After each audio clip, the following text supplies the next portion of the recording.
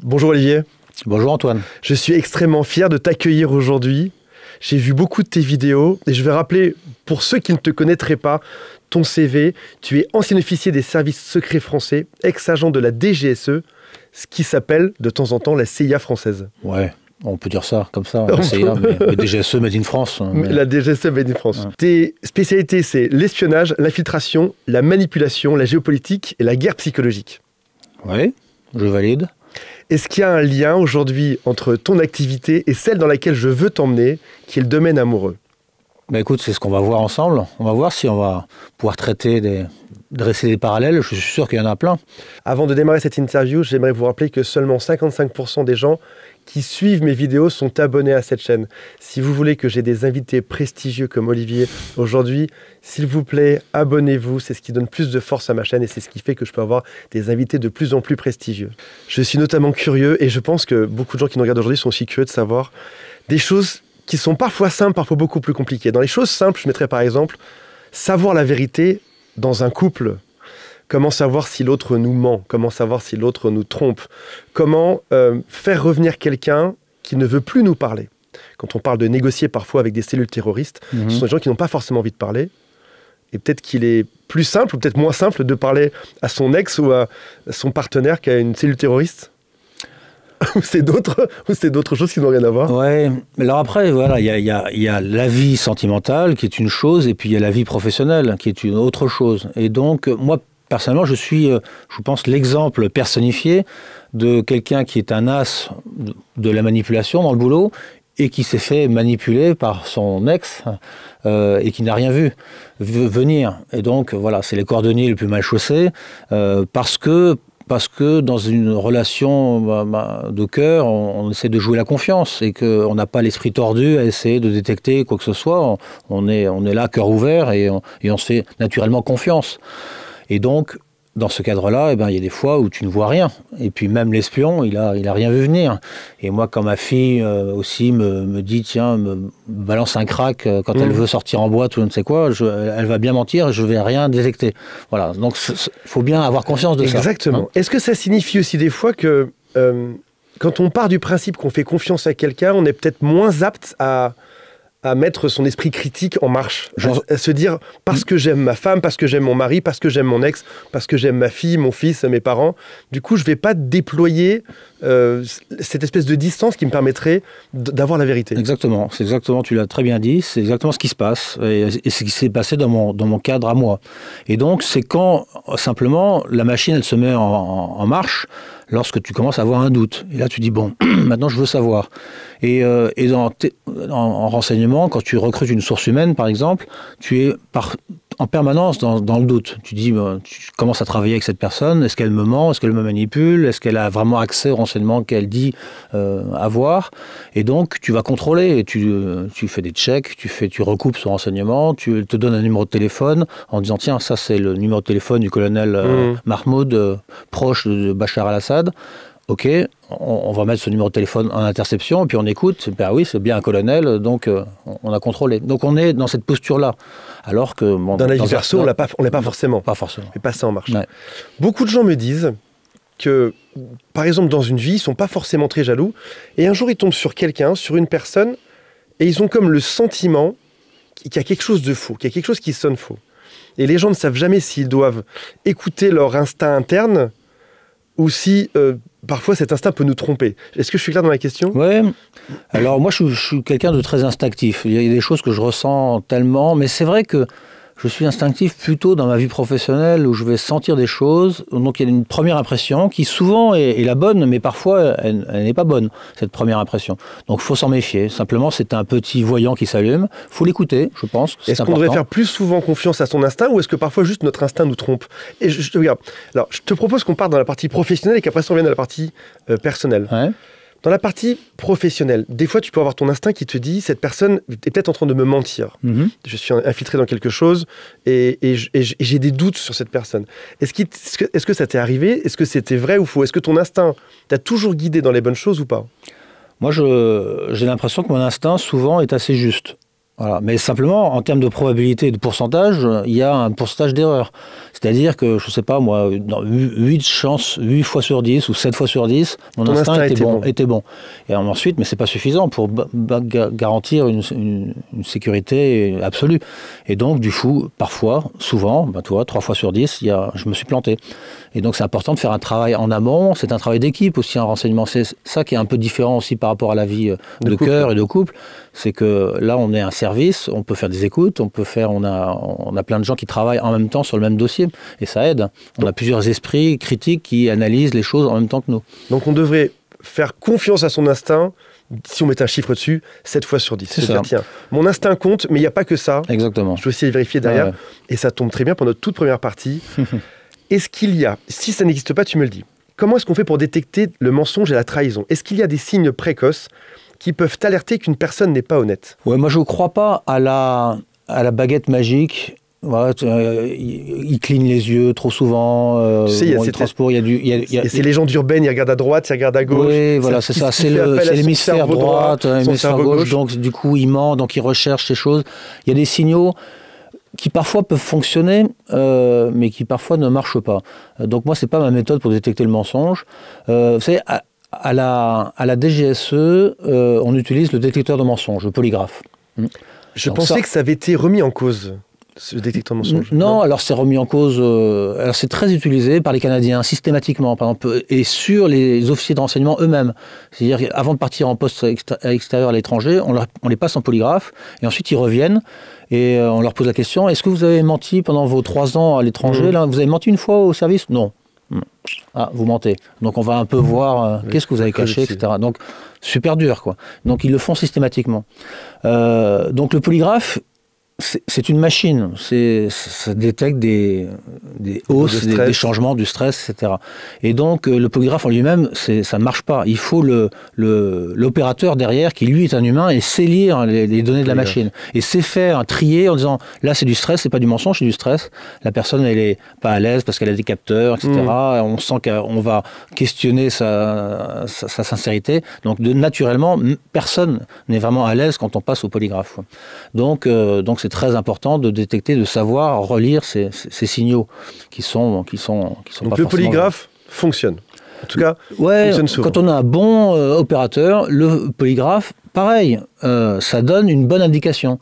C'est jamais du 100%. Il faut jamais le prendre pour 100%. Mais on se dit, tiens, et c'est un dialogue ensuite avec la personne qui est en polygraphe. Il dit, tiens, là tu m'as menti un peu. Hein. Tu n'as pas un accès. Tu n'as pas un accès direct au président Bachar. Mais c'est pas grave, parce que en fait tu connais son cousin et tu es très proche de son cousin. Et ben ça c'est pas grave, ça nous intéresse. Tu vois, parfois on peut l'amener à la vérité en disant bon ok, c'est pas aussi beau que ce que tu nous avais promis, mais on va travailler là-dessus. Parce que ce cousin, tu as un contact avec le cousin, ben c'est pas grave, on va y aller de manière indirecte. Lorsque tu es sur le terrain et que tu n'as pas de polygraphe, quels sont les signaux où tu te dis, tiens, là on arrive dans une zone de risque. Cette personne à qui je faisais confiance avant, cet indicateur, cette personne sur le terrain, ou cette personne avec qui je négociais en face de moi, j'avais confiance en lui, d'un coup je n'ai plus confiance. C'est quoi ces signaux où tu te dis, où il y a ton instinct d'espion qui se réveille, qui dit la méfiance? Toi, j'étais en poste à un moment Ça me fait bizarre de te tirer les verres du nez aujourd'hui. À vous tout. Sortez le polygraphe. Bon, d'accord, je dis tout. Donc j'étais en Asie centrale et on s'est fait piéger par les services locaux qui nous ont détectés. Et on avait une source humaine dont on a vu des signaux. On se dit, tiens, complètement stressé. Et il y avait un avant et un après, très clairement. Mais on n'a pas... Déjà un stress. Un changement de comportement. Oui, très, très clair. C'est comme ça qu'on repère une infidélité en général. Oui, c'est ça. Il y a quelque chose qui ne va pas. Il n'est pas comme d'habitude. Il ne parle pas. Il ne regarde pas dans les yeux. Il bouge. Il est stressé. Il n'est pas bien. Et en fait, il nous expliquait, je suis en train de me divorcer avec sa femme. Et donc... Il dit, bon, ben, voilà, c'est ça l'explication, quoi. En fait, il a été pris en charge, détecté par les services locaux qui l'ont presque torturé, ou en tout cas une torture intellectuelle, physique, manipulée, etc. Et donc, il avait été retourné et il travaillait, du coup, contre nous. Mais ça, voilà, on a eu le signal et on l'a mal interprété. On s'est dit, bon, bah, c'est parce qu'il était en divorce avec sa femme. Voilà. Et en fait, non, mon officier traitant, qui était le traitant de cette source-là, s'est fait ensuite arrêter par les services locaux. Il y a cette chose qui est compliquée. Il y avait une série qui s'appelait Lie to Me dans les années 2010, qui partait de l'analyse des micro-expressions du visage. Et la police était censée faire des vidéos des gens qu'on interrogeait, et en fonction de leur visage et des traits, ils pouvaient savoir l'intention derrière. Cette série a été arrêtée le jour où ils ont dit que finalement, plein d'émotions humaines pouvaient mener au même visage. Par exemple, tu peux mentir ou avoir bêtement mal au ventre ou être stressé, tu auras à peu près le même visage derrière. Et donc là, dans ce cas-là, on s'est fait avoir parce que l'excuse était très cohérente avec un certain type de comportement. Voilà, donc du coup, ces signaux-là, je n'y crois pas trop. Et donc, au contraire, quand tu es dans une posture de doute, à ce moment-là, tu dis, il faut se mettre dans une position de chasseur. Tu dis, bon, maintenant, je veux savoir si on me ment ou pas. Et donc, il faut recouper. Un service de renseignement, il recoupe. Donc, l'information que tu me donnes, d'accord, tu me dis que tu étais au restaurant ou que tu étais à tel jour, etc., tu interroges les gens qui étaient là, qui est proche, tu étais avec qui Alors, on passera à l'interrogatoire dans ma seconde partie. Okay. Donc, toi, tout ce qui est micro-signaux, le seul truc du langage corporel que tu regarderais, ou de la façon de s'exprimer, c'est une différence de comportement. La personne se comportait d'une manière avant, elle se comporte différemment après. Et dans un couple, ça pourrait être... un homme qui se fait un peu plus beau, une femme qui est un peu plus absente, même un regard qui est un peu plus vers le bas. Ouais. J'ai découvert que j'étais trompé grâce à ses amis, moi. On invite. Tout d'un coup, ils sont gênés. On invite les amis à la maison. Ouais. Elle leur fait un grand sourire en arrivant, et les 5 amis sont entrés un à un. En la voyant, elle, on sourit. Quand ils m'ont vu moi, ils ont tous baissé les yeux.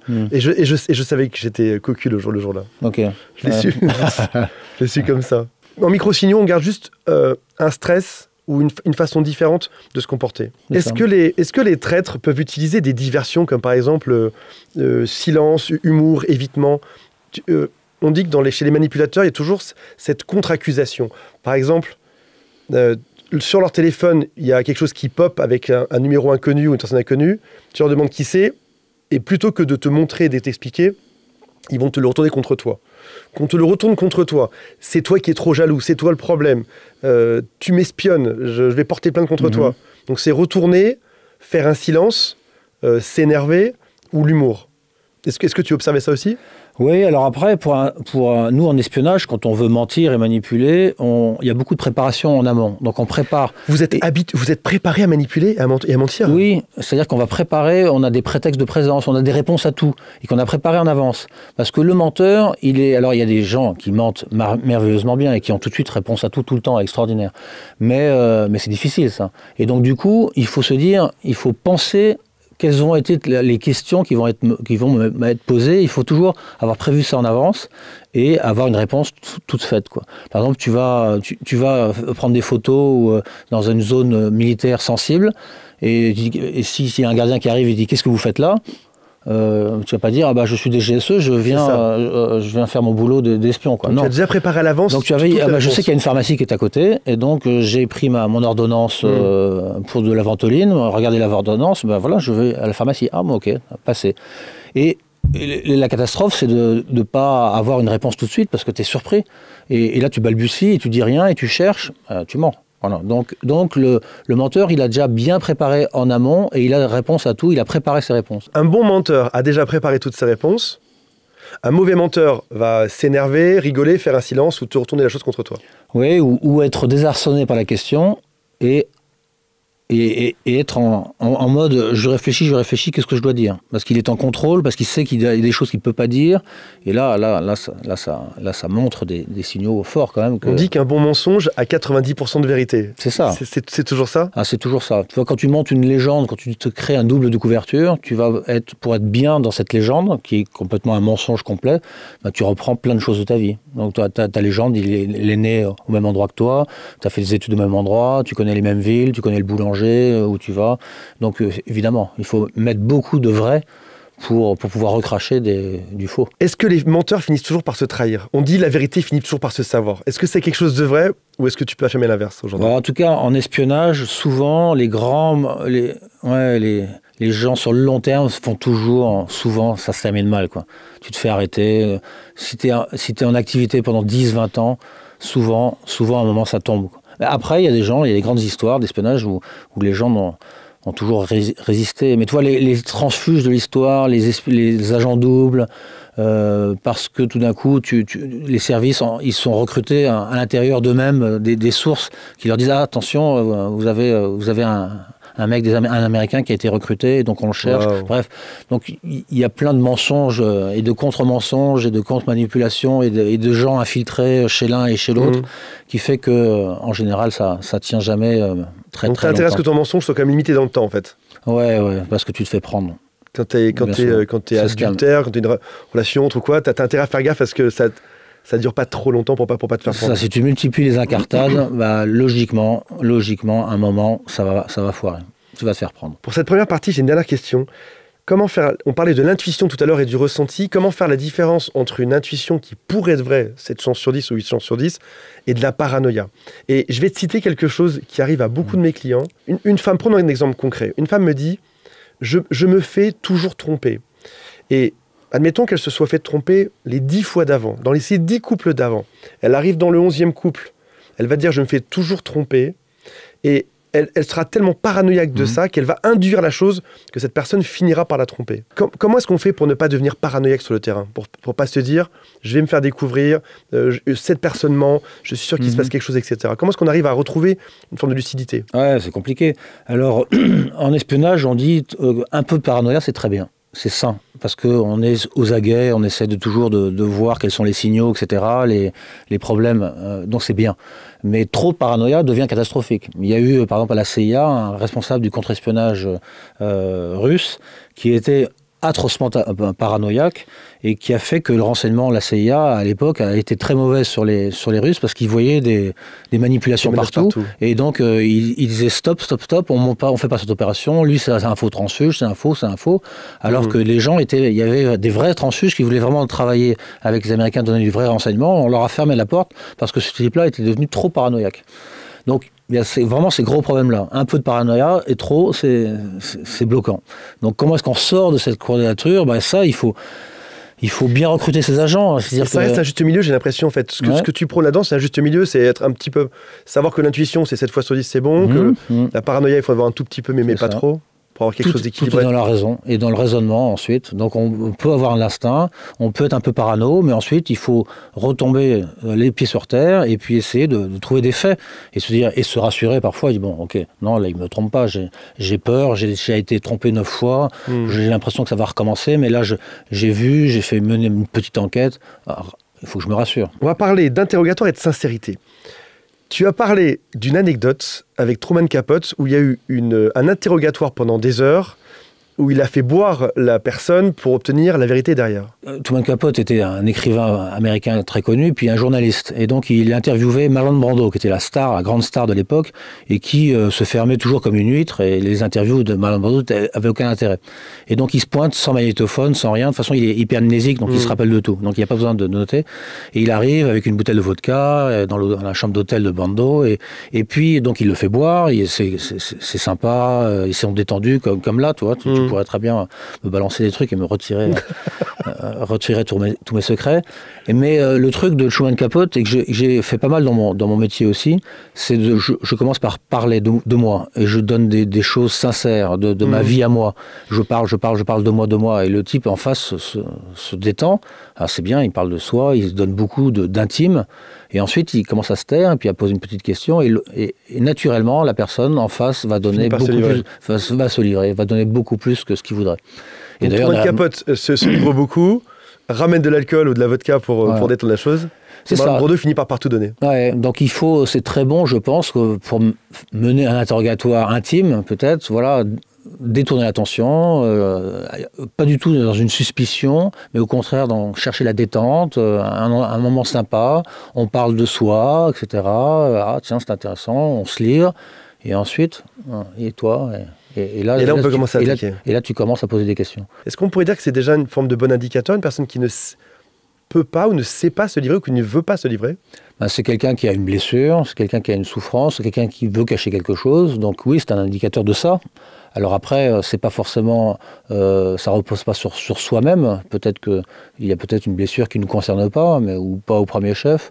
Donc il n'y a pas c'est pas une indication certaine sur une explication donnée, mais ensuite, oui, il y a un problème, il y a un blocage, et donc il faut comprendre. Donc, s'il y a un niveau de sincérité et de confiance mutuelle, on peut en parler. C'est-à-dire, tiens, je sens qu'il y a quelque chose. Est-ce que c'est ça? En fait, on peut même arriver jusqu'à poser la question. Au-delà d'aller dans le fond des choses, on peut déjà poser la question, pourquoi est-ce que ça bloque aujourd'hui? Ouais. Qu'est-ce qui fait que ça bloque? Qu'est-ce qui fait que tu n'oses pas te confier? Je sens, tu vois, je te vois avec tes amis, tu es beaucoup plus à l'aise, et avec moi, je sens qu'il y a quelque chose. Donc, mettre les mots sur les choses qu'on observe, et puis en discuter. Enfin, moi, je crois beaucoup en couple.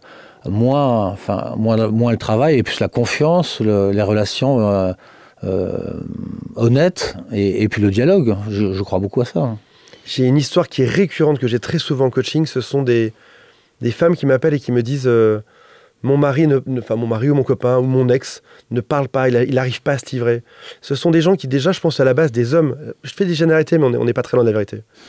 Des hommes qui déjà à la base n'ont pas été éduqués pour communiquer, en mode t'es un bonhomme, tu te plains pas, ne dis rien, tu te plains pas, tu travailles et c'est suffisant, à qui on n'a jamais appris à exprimer leurs émotions, et qui en plus pour un peu qu'ils aient, admettons, une quarantaine, une cinquantaine d'années, qu'ils aient vécu un divorce ou un truc un peu catastrophique, qui derrière sont complètement bloqués. C'est-à-dire qu'ils n'avaient déjà pas trop cette compétence à la base, et deviennent complètement mutiques derrière. C'est des gens que tu as peut-être aussi croisés dans ta carrière professionnelle. Est-ce que c'est des gens qu'on arrive à débloquer un jour, ou est-ce qu'il faut accepter qu'il y a des gens qui ne parleront jamais? J'imagine que dans une relation de travail, on doit communiquer déjà. Dans une relation amicale, on doit communiquer. Et pourtant, dans le couple, c'est le seul endroit, et j'arrive pas à comprendre ça, où on peut tolérer que l'autre ne communique pas. Et quand j'entends communiquer, c'est pas passe-moi le sel, c'est communiquer sur ce qu'ils ressentent, sur là où on va. Le couple est l'endroit où on peut accepter qu'il n'y ait pas de communication. Alors, est-ce que ça, c'est des couples qui fonctionnent? Moi, je pense que les couples, il faudrait voir les couples qui durent et qui ne se trompent pas, et les couples stables, je pense que c'est des couples qui se communiquent beaucoup et qui se comprennent et qui s'écoutent. Il y a une écoute mutuelle, une compréhension. Et quand il n'y a pas cette écoute-là, parce qu'il y a une blessure et parce que la personne n'arrive pas à aller au-delà de ça, c'est là où ça fait des couples qui ont des problèmes et qui ne fonctionnent pas, je pense, à long terme. Si jamais j'ai un doute sur un événement, s'il s'est passé quelque chose, ma femme, ma copine ou mon mari est parti il y a quelques jours, il est rentré un peu plus tard, elle est rentrée un peu plus tard, elle a une tête bizarre, elle s'est parfumée, elle s'est faite belle, et j'aimerais bien savoir ce qui s'est passé le soir-là. Tu viens de dire, se confier sur soi, comme Truman Capote, éventuellement mettre un peu d'alcool pour ceux qui boivent, communiquer, il y a de fortes chances que l'autre se bloque en face, et évidemment, si elle m'a trompé, elle dira rien, ou me traitera de parano. Est-ce qu'il existe des méthodes pour pousser l'autre à se trahir lui-même? Je me souviens de vieux conseils, il y a 10 ans de ça sur YouTube, où on disait, demande-lui de réciter l'horaire de sa soirée à l'envers. Ouais. Ou alors, si jamais il parle trop, s'il donne trop de détails, c'est qu'il ment. Ou s'il s'énerve, c'est qu'il y a un mensonge. Est-ce que je peux amener l'autre à savoir ce qui s'est passé ce lundi, précisément, de 20h à 22h?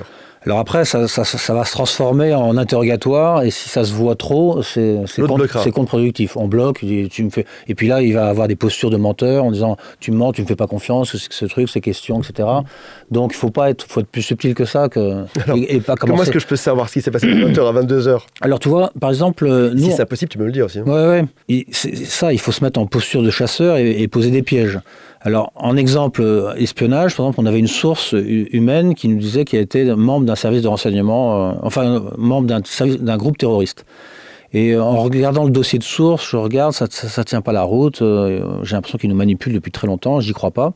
Et donc on se dit, tiens, on va lui faire un piège. Et on va lui dire, il faut que tu nous trouves à la trace, c'était quelqu'un qui était dans les zones tribales pakistanaises, et on lui dit, on a un djihadiste français qui s'appelle Abou Meriam El-Fransi, et c'est très facile à le détecter. Si tout le monde sait des vrais noms, pas. Non, c'est faux. Abou, si tu nous regardes, j'ai rien contre toi. Désolé, mais c'est facile à se rappeler parce qu'il a un bandeau, il a manipulé l'explosif et il a un œil crevé, donc il a un bandeau sur les yeux.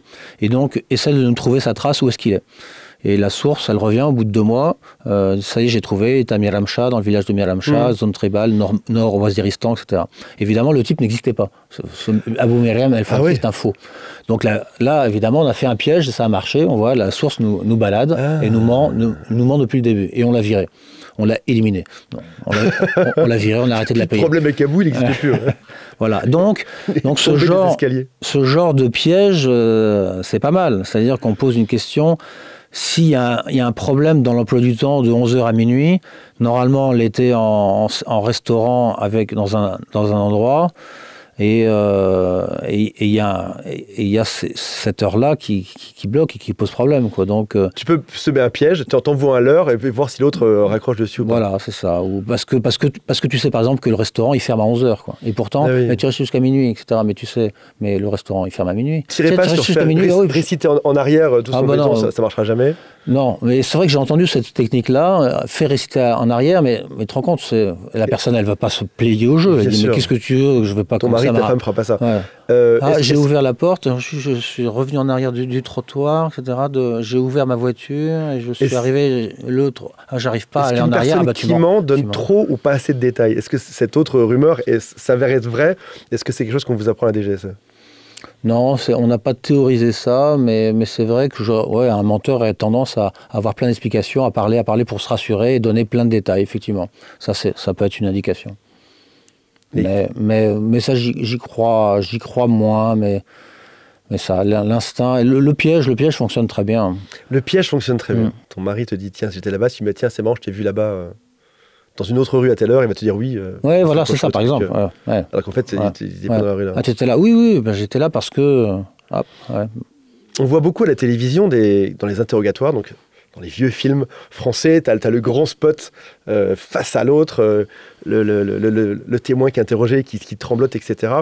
Et on sait que, par exemple, dans les gardes à vue, dans les films d'espionnage ou de policiers, on va répéter les mêmes questions jusqu'à ce que l'autre se trompe. Ce qui mène au passage à des tonnes d'erreurs judiciaires parce qu'au bout d'un moment, le mec devient fou en face, n'a pas assez de sommeil et tu dis exactement ce que tu veux entendre. Est-ce que la répétition de questions est l'une des théories ou pas? Ou est-ce que ça sert à rien? Est-ce que tu répètes ta question un peu différemment 3 fois? Par exemple, en 3 jours, tu vas reposer 3 fois la question ou est-ce que c'est pas du tout quelque chose qu'on utilise?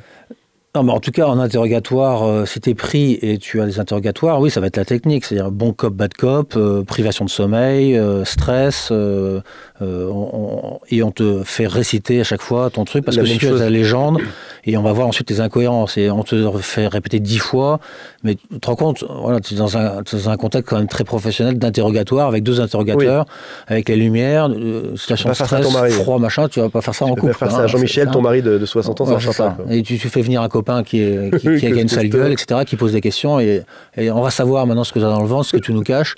Allez, vas-y, répète, clac, 2 claques en plus, un coup de bottin. Voilà, donc ça marche pas trop. Hein. C'est difficile de faire une belle vie de couple.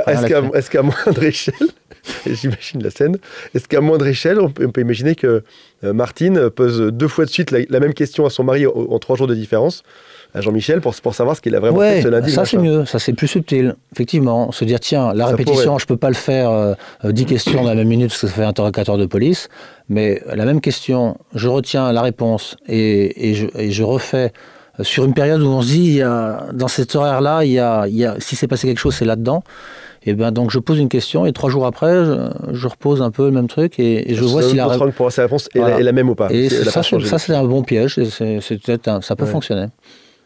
La plupart des gens se font avoir parce qu'ils ont donné une version, ils oublient cette version longtemps après, un mois après, et quand la question est reposée ou quand un ami en parle, tu comprends que c'est pas cohérent par rapport. Et puis en plus, si tu vois la personne dire, oh là là, je me souviens qu'elle m'a déjà posé cette question-là, je ne sais plus ce que je lui ai répondu. C'est ça, ouais. Et là, tu vois la personne qui réfléchit, c'est pas très bon signe.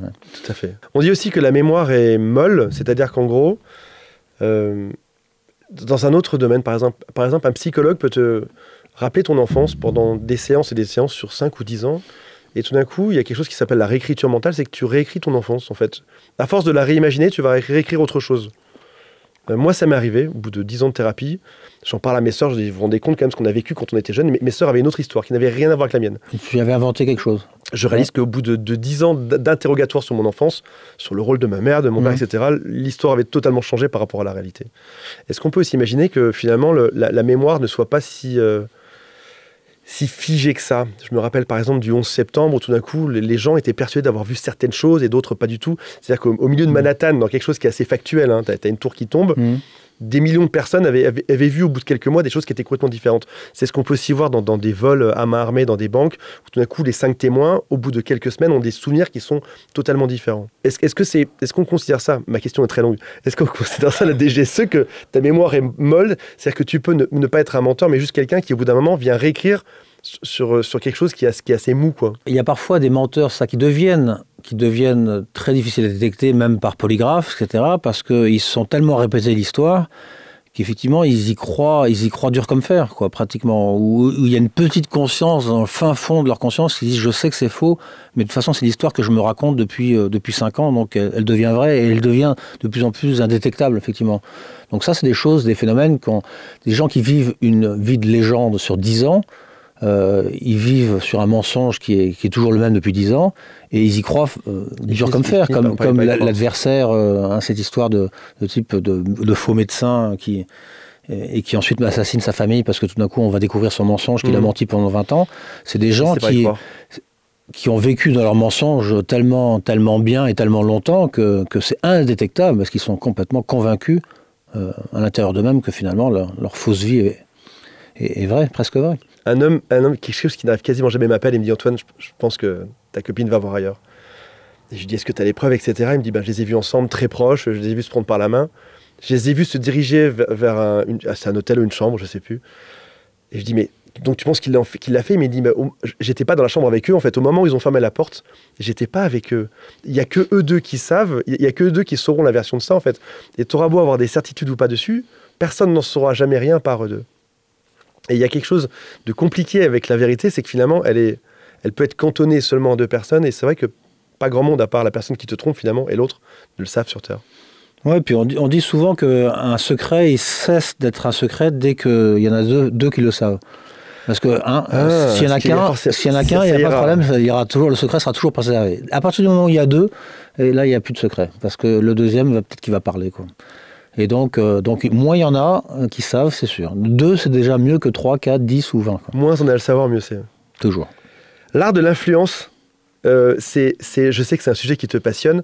On est forcément sur le terrain. Je préfère qu'on commence par parler terrain, puis qu'après ça, on vienne sur la vie de couple. Mm-hmm. Lorsqu'on prend une zone, quand on arrive dans une configuration, dans une société, dans un endroit, on doit savoir des choses, on doit se faire des alliés, on aura aussi des ennemis, on doit se positionner d'une certaine manière avec certaines légendes, certaines histoires. Quelles sont les choses qu'on apprend à la DGSE pour avoir de l'influence? C'est-à-dire, moi, je sais pas, tu me mets dans une nouvelle ville, demain, tu me dis, et de l'influence sur telle personne, je ne saurais pas le faire. En fait, il y a plus de chances que je sois seul devant mon iPhone à me siroter un cocktail de margarita que ce que je suis en train de comprendre la dynamique qui se passe en face de moi. Il y a une posture, il y a une écoute, il y a je pense qu'on a plus l'influence avec l'âge aussi. Ça vient, tu vois, quand tu es jeune, où tu as plein d'incertitudes, au bout d'un moment, tu as de l'expérience, tu es bien installé dans la vie, tu as ta posture ensuite en opération, tu es le chef de poste de la DGSE, d'un pays important, etc. Donc déjà, et la personne en face de toi, elle sait qui tu es, donc déjà, tu as le prestige de l'organisation pour laquelle tu travailles. Comment est-ce que tu infiltres après ça, je ne sais pas, certains groupes d'amis, certains groupes professionnels Comment est-ce qu'on se fait aimer? Alors, moi, j'ai tellement de questions, il faut que je les limite. Comment est-ce qu'on fait pour se faire aimer, pour se faire apprécier par des gens? Comment est-ce qu'on fait d'ailleurs pour influencer la décision de certaines personnes? Voilà, toi, maintenant, tu vas bosser pour moi et c'est comme ça que ça va se passer et c'est tout. Comment est-ce qu'on soudoie des gens Comment est-ce qu'on fait? C'est vaste. Ça, on fait une encyclopédie, on dit volume. Mais ça, on va peut-être 2 infos ou une seule info que chacun pourrait utiliser demain pour soit se faire des amis, soit influencer quelqu'un. Non, mais l'ego, jouer sur l'ego, c'est un grand principe humain et un grand principe d'espionnage. On a tous un ego plus ou moins développé, mais donc il faut flatter. Et flatter d'une manière subtile. C'est-à-dire que, pas comme un vendeur de voitures qui dit « Ah, vous êtes, je vois que vous êtes bien habillé, donc je vois que l'apparence est importante pour vous. Madame adorera, blablabla. » Donc ça, c'est nul. C'est du flattage d'ego ridicule. Mais tous les vendeurs de voitures qui regardent cette chaîne, likez quand même la chaîne. Et peut-être vous êtes un bon vendeur de voitures. Exactement, vous n'êtes pas comme les autres vendeurs de voitures. Pas comme les autres. La flatterie. Moi, par exemple, je devais parler à un colonel en Moyen-Orient qui, je savais que était quelqu'un de sujet à la flatterie. Et donc, je m'étais positionné en disant, vous savez que les rapports que vous lisez, que vous envoyez, ils sont lus à Paris à très haut niveau. Et on adore ce que vous faites, c'est passionnant, etc. Donc, c'était pas moi qui disais, je trouve vos rapports sont extraordinaires. C'était la façon de le dire. En haut de la DGSE, même jusqu'au directeur général, on vous lit et on adore vos positions, vos prises d'opposition, c'est performant. Et là, le type était... Au bout de 2 minutes, il revenait. Ah oui, mais alors qui est la DGSE? Comment ça l'intéressait? Là, je l'avais accroché. Et là, il était séduit parce qu'il voulait continuer à parler, à discuter, à me revoir pour que je puisse leur donner encore de la pommade, quoi. Et ça c'est puissant, l'ego, quand c'est bien utilisé. Il y a quelque chose de dur à faire avec ça parce que je sais par exemple qu'à Aix-en-Provence, là où on est aujourd'hui, si tu fais trop de flatterie, t'es vite dégagé en fait. Comme si les gens avaient une espèce de mur anti-flatterie. Mais non, mais il faut toucher. Trop visible.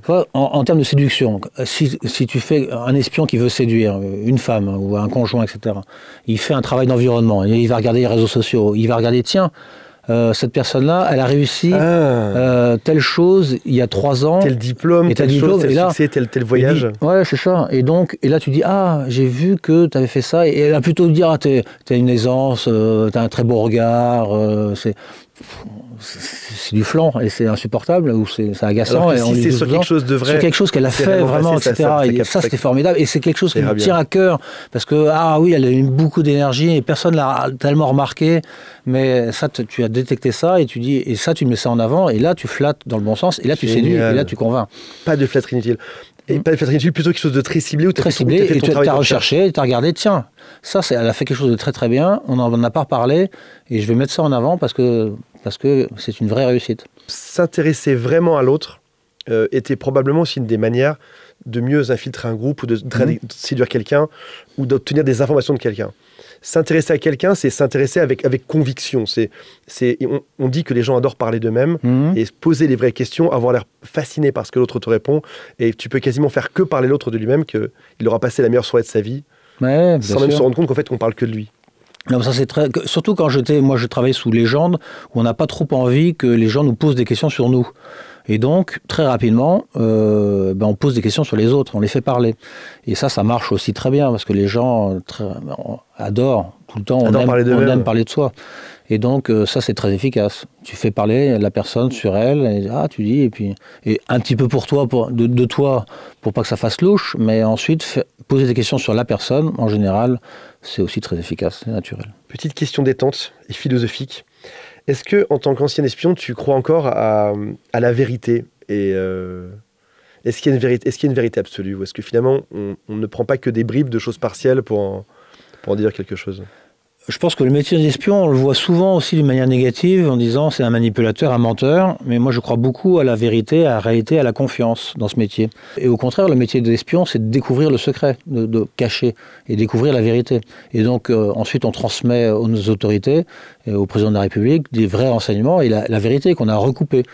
Donc, du coup, oui, moi, fondamentalement, qu'il y a une forme de vérité absolue. Je pense qu'il y a la vérité, et ensuite des vérités tordues, des vérités falsifiées peut-être, mais il existe dans chaque problème, la vérité, une vérité, et c'est celle-là qu'il faut découvrir. Il y a une forme de problème qui est généralisée, même pas qu'en France, je pense mondialement en ce moment. Alors, c'était déjà le cas en 2023, 2024, 2025, c'est encore pire. Tu vas sur une application de rencontre, homme ou femme, tu rencontres quelqu'un qui te promet monts et merveilles, et puis derrière, au bout de 2-3 semaines, patatras, finalement... tu es ghosté, comme disent les jeunes, tu n'as plus de nouvelles. Est-ce qu'il faut considérer que la vérité, tu la sais dans le temps, comme par exemple sur le terrain? Donc c'est-à-dire qu'en fait, tu ne pourrais même pas savoir sur 2-3 semaines les intentions de quelqu'un, ou est-ce qu'il existe des méthodes pour savoir déjà un peu de manière un peu en avance quelles sont les intentions de l'autre? Peut-être qu'en fait, la leçon, c'est que la vérité, on l'a dans le temps. Oui, c'est ça, on l'a dans la confiance. Un bon indicateur, un bon indique, un bon partenariat, même un bon ami, même un bon travail se fait aussi dans le temps, tu vois. Ouais, et il faut accepter aussi le fait d'être trahi ou de se sentir trahi. Quelqu'un nous ment, et ben voilà, parfois on l'a pas vu, et c'est normal. C'est pas la peine de se martifouetter en disant tiens, j'ai pas vu, j'ai été encore manipulé. Non, parfois on fait face à des menteurs ou des menteuses. Et c'est normal de tomber dans le panneau parfois. Et c'est des choses qui arrivent dans les relations. Quand on multiplie les relations, les approches, on ne sait pas qui on a en face de soi. Donc c'est pour ça qu'il faut accepter. En tout cas, faut pas s'en vouloir de ne pas avoir vu les choses, puisque la personne en face de nous a menti. Jamais qu'on parle de relations toxiques et de manipulateurs, si... avec une personne honnête, tu peux assez vite voir si elle ment ou pas. J'ai un visage qui est extrêmement expressif, je ne peux pas mentir. Ma vie est faite sur ça, je ne dois pas mentir. Je serais le pire agent du FBI, des GSE possible. Donc il y a ces gens qui sont comme moi, des livres ouverts, et il y a aussi ces gens, à l'inverse de moi, qui sont des gens qui ont un problème mental. C'est-à-dire qu'il y a des gens pour qui le mensonge est une seconde nature.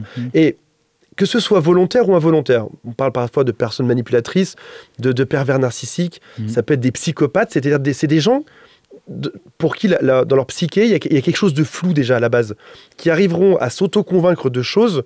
Alors, qu'on se mette d'accord, on s'auto-convainc tous de choses. Je crois que l'être humain, il lui faut 17 minutes pour croire à son propre mensonge, mais il y a des gens pour qui, en une seconde, tout d'un coup, tu as un nouveau monde pour eux, ils t'inventent quelque chose, et quand ils te regardent, ça a l'air extrêmement vrai. Est-ce que tu es tombé face à des gens qui sont détraqués et qui sont donc durs à lire ? Oui, j'ai travaillé avec un pervers narcissique, qui était un manager toxique et pervers narcissique. Et c'était très impressionnant de sentir qu'il y avait un malaise dans son équipe, que les gens faisaient partir en burn-out, il y en a eu plusieurs, donc il les détruisait. Et quand on sentait qu'il y avait un problème, et quand on interrogeait les gens un par un, pour dire, bon, citez-nous quelque chose, expliquez-nous ce qui se passe, pourquoi, qu'est-ce qui va. Ils ne sont pas réussis. Et rien, parce que c'est toujours des petites touches. C'est quelqu'un qui détruit, le pervers narcissique souvent, par petites touches. Et donc, quand tu prends un élément tout seul, ça n'a l'air de rien. On dit, bon, ça va, c'est rien. Mais quand c'est toujours répété tout le temps, ça prend sur le système et ça détruit les gens. Donc, c'est compliqué, c'est très toxique, c'est horrible. Les pervers narcissiques, que ce soit dans le boulot, en manager ou dans un couple, c'est vraiment des gens qu'on ne peut pas changer. Il faut les détecter et ensuite les fuir comme la peste le plus vite possible. Beaucoup me disent, je sais qu'il me manipule, mais moi je peux le contre-manipuler derrière. Il vaut mieux fuir. Moi, je suis à la recherche de gens stables, honnêtes, droits. Et les pervers narcissiques, c'est plus fort qu'eux, ils sont comme ça et c'est irrattrapable. Donc, quand on tombe dans une relation comme ça, il faut s'en défaire dès qu'on peut. Mais c'est compliqué parce qu'il y a de l'amour, parce que c'est un séducteur, le pervers narcissique. Bien aussi. sûr. Donc il plaît aussi. Et donc là, la personne, elle est amoureuse, elle est accrochée, et elle n'arrive pas à détecter. Et c'est pour ça que les amis sont vachement intéressants dehors, le travail d'équipe, en disant attention, là tu es sous emprise. Sors du truc. Et puis ce qui est dur, c'est qu'on ne peut même pas analyser l'environnement, vu que souvent ils se sont mis soit dans la poche, soit ils le contrôlent, soit ils détruisent leur environnement. Donc ils peuvent même afficher un environnement qui a l'air sain. Je suis manager, je gère 20 personnes, je suis bien vu de mes hiérarchies. Souvent, en plus, ils sont adorés par la hiérarchie. Ils sont super sur la hiérarchie. Vers le haut, vers le haut, ils sont géniaux. Très bien. Ils font de l'argent, ils martyrisent tout le monde. Même en ami, ils peuvent avoir aussi des gens qui sont autour d'eux. Donc tu te dis, je regarde l'environnement, il n'y a pas de souci. Donc en fait, ils te détruisent. Il y a une question que je veux te poser depuis le début, et on y arrive enfin. Je pense qu'il y a... Alors, j'ai des questions alambiquées aujourd'hui, mais j'espère que tu vas me comprendre. On tombe amoureux d'une personne, d'un homme ou d'une femme, et le projet est plus grand que la personne. Par exemple, admettons, j'ai 23 ans, ce qui est à peu près mon cas. J'ai 23 ans et mes parents veulent que je me marie, j'ai des enfants. Vite, je vais chercher la bonne personne qui correspond sous plein de points. Je vais la mettre dans ma vie comme une espèce de pièce dans mon puzzle. Et je serai un peu aveuglé par mon projet ou par mes émotions plus que par la personne. C'est ce qui fait que je vais passer à côté quasiment parce que manipulatrice. J'imagine que quand tu es en mission, il y a aussi ce risque des fois, c'est d'être aveuglé par une forme de projet, de là à plus en voir la réalité. Ouais, absolument. Et tu sais, tu me dis tout à l'heure, au début, tu m'as dit, par exemple, avec ma fille ou mon ex-femme ou ma copine, je peux me faire tromper parce que le projet de ce qu'on a créé fait que je focus sur autre chose que ce que je devrais regarder aujourd'hui. Est-ce que c'est un risque en mission ? Oui, en espionnage, c'est un très gros risque. C'est-à-dire que c'est pour ça que souvent, l'officier traitant sur le terrain, qui va recruter sa source et qui parle avec sa source, il y a souvent un officier contrôleur qui reste à Paris et qui, lui ou elle, à la distance nécessaire. Elle n'est pas impliquée dans la relation, elle s'en fout, il n'y a pas d'ego, il n'y a pas etc. Et elle relie les rapports qui sont faits. Et là, elle dit non, attention, là, tu te fais manipuler par ta source, ça ne marche pas, etc. Moi, à un moment, j'ai recruté, j'étais en phase de recrutement d'un colonel syrien de l'armée syrienne libre. Et qui voulait donner du renseignement, mais il fallait ensuite lui donner un visa, le ramener en France. Et en fait, il avait pas envie il était cassé par la guerre, il n'avait pas envie de travailler, mais il me faisait croire qu'il allait bosser. Et moi, j'avais tendance à avoir envie de croire en lui, et de dire qu'il avait beaucoup de renseignements à nous donner. Il nous a donné un peu de renseignements, mais je pensais qu'il allait pouvoir revenir en Syrie ou reprendre des contacts en Turquie sur les Syriens, etc. Et mon officier contrôleur et toute la structure derrière m'a dit non, on n'y croit pas. Et finalement, c'est eux qui ont eu raison. Le mec a commencé à se détacher, à ne pas s'impliquer et à arrêter de bosser pour nous, quoi. Donc, est-ce qu'on peut dire que nos amis, parfois, ont une meilleure vision que nous de ce qu'on vit ? Oui, c'est ça. Quand on est impliqué émotionnellement dans l'affaire, les mains dans le cambouis, on perd parfois le sens des réalités. Parfois.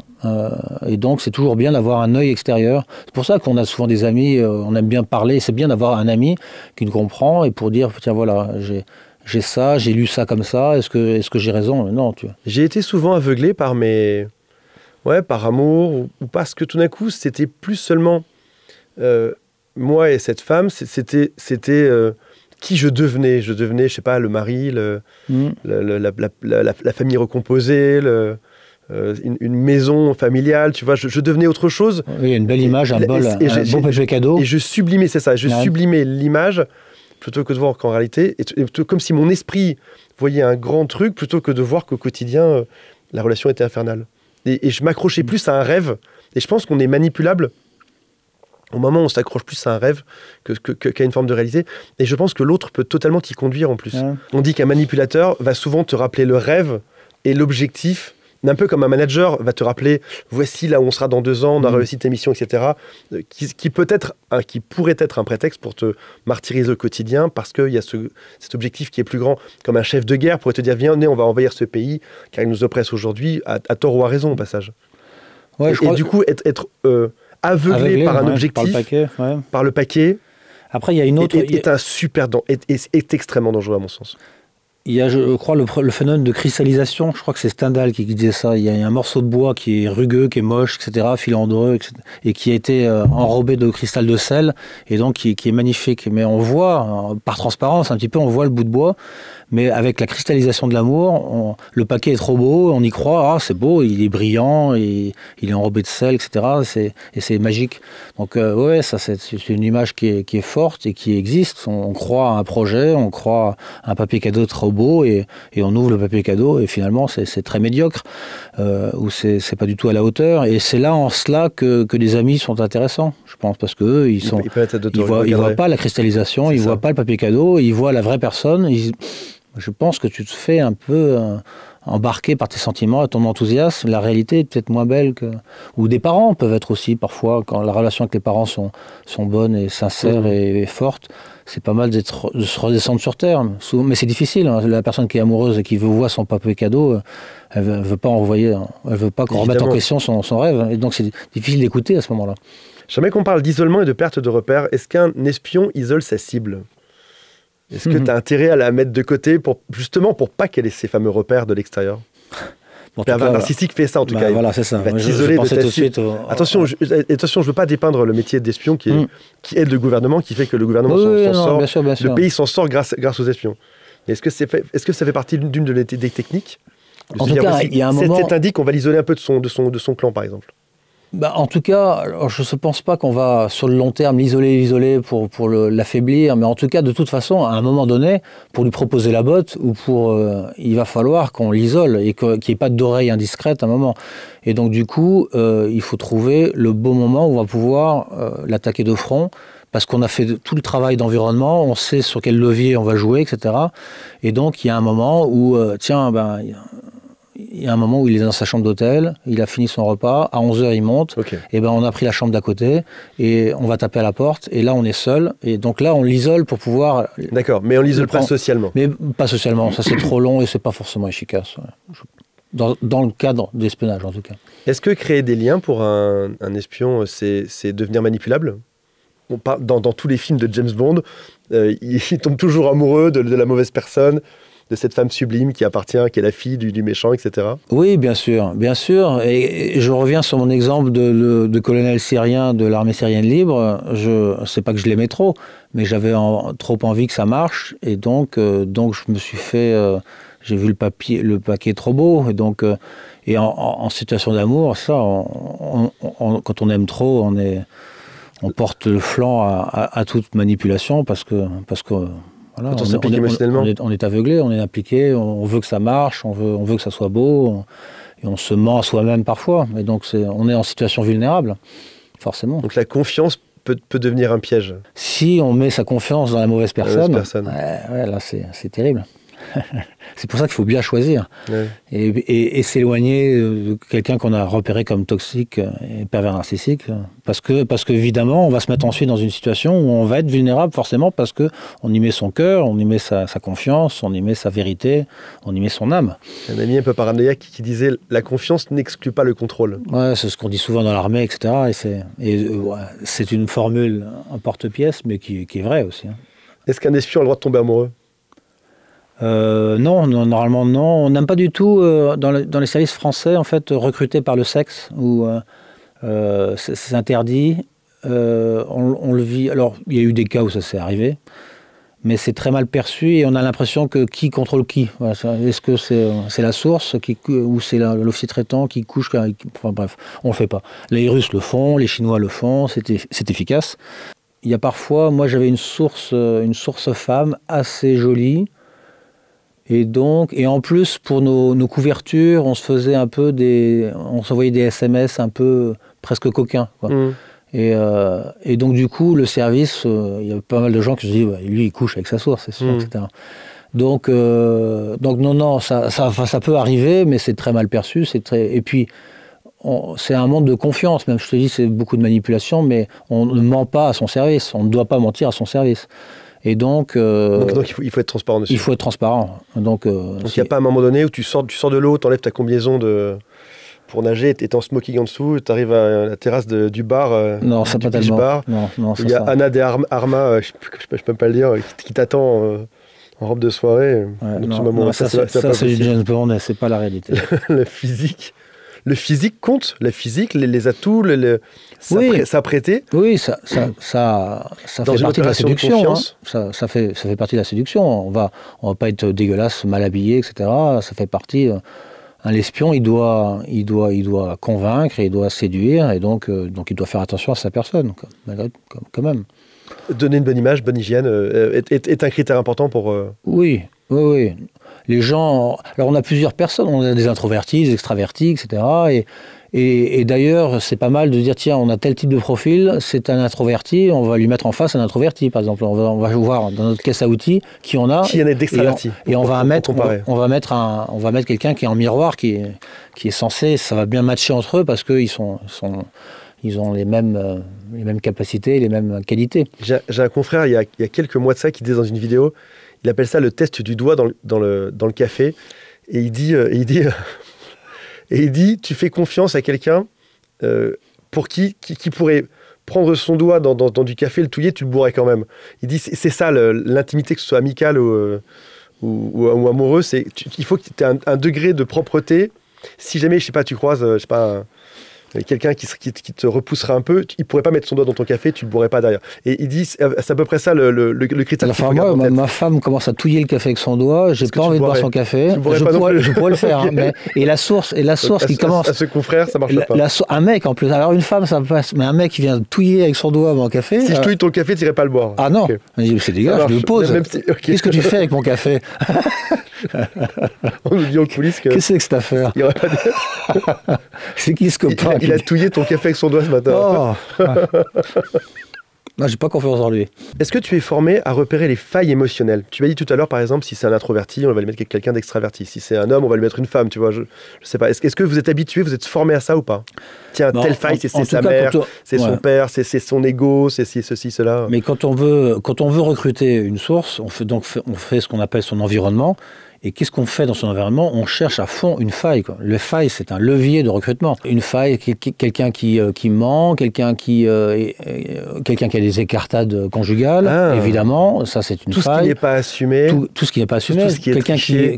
Quelqu'un qui se drogue, quelqu'un qui joue au jeu. Tout ça, tous les défauts en fait qu'on découvre et qui sont inavouables, qui sont cachés et qu'on va menacer de révéler au conjoint, à quelqu'un d'autre, etc., ou à la hiérarchie.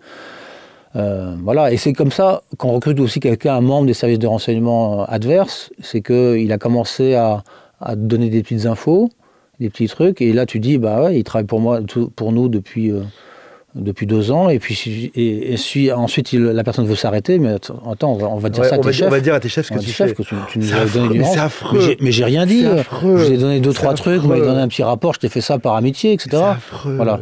Ah, mais c'est pour la cause. C'est pour la cause. C'est pour la grandeur de la France. Ouais, on se met bien d'accord. Juste pour rappeler le contexte, c'est aussi parfois pour éviter des guerres, c'est pour tuer des cellules terroristes, etc. Et en plus, on n'aime pas... C'est dans un but quand même qui est noble. Qui est noble, ouais. C'est pas que pour briser quelqu'un en rigolant. Bien sûr. Et ça, c'est vraiment la manipulation, mais à la DGSE, on n'aime pas trop faire ces leviers, jouer sur les failles, parce qu'évidemment, c'est des sources qui sont ensuite pas heureuses de travailler avec toi, elles ont été manipulées, on leur tord le bras, et donc quand ils pourront te glisser une peau de banane, deux ans après, ils le feront. Donc en fait, on préfère ensuite recruter sur d'autres leviers, sur de la confiance, et sur de l'argent, ou sur de l'intérêt, sur un service rendu, des valeurs beaucoup plus positives, sur lesquelles tu fais une coopération consciente et valorisée. Est-ce qu'il faut se couper de ses émotions quand on travaille là-bas ou pas ? Alors moi je dis, il faut faire la stratégie du canard souvent, tu vois, calme en surface, super, etc. Mais en dessous ça barbote. Donc tu peux avoir des émotions, mais il faut essayer de pas trop les montrer. Ou alors tu as des émotions, tu vas jouer avec pour créer une connexion. Comment est-ce qu'un espion se reconstruit après une mission qui a eu beaucoup de stress ? La plupart des relations toxiques, même la plupart des divorces, même des ruptures, créent beaucoup de stress. Comment est-ce qu'on se reconstruit après ? Est-ce qu'on l'envoie au vert dans la nature pendant quelques mois ? Est-ce qu'il est suivi par un psy ? Alors parfois, quand tu pars sous légende, oui, le retour de la mission, c'est parfois compliqué. Le retour de la mission, par exemple, tu as une légende où tu étais une star un peu, ou un photographe à la mode, où tu étais en contact avec des mafieux, et il y avait des grosses voitures, de l'argent, etc. Et puis tu reviens dans ta vraie vie, tu es dans un pavillon de banlieue, en banlieue parisienne, de l'Est parisien, etc.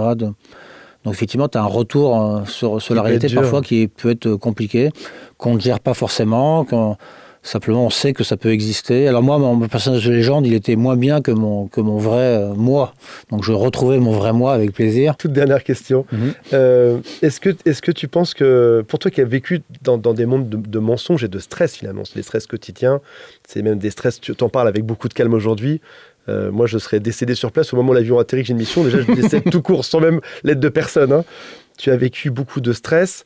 Tu as vécu dans des mondes de mensonges, de manipulation. Est-ce que tu crois encore dans l'amour, le vrai ? Oui, moi, je suis ce qu'on appelle un idéaliste. Donc, je crois encore à la beauté des choses, à la beauté des sentiments. Je crois en l'humain. Malgré donc je suis un peu un béné naïf, hein, mais c'est pour ça que je vis un peu à la campagne, parce qu'on est dans un monde torturé, difficile, et donc c'est bien de prendre du champ et de s'entourer de ceux qu'on aime, et donc, mais je crois encore à la beauté de la vie, malgré toutes les difficultés qui nous entourent. Merci pour tout, Olivier. À bientôt. Merci, Antoine.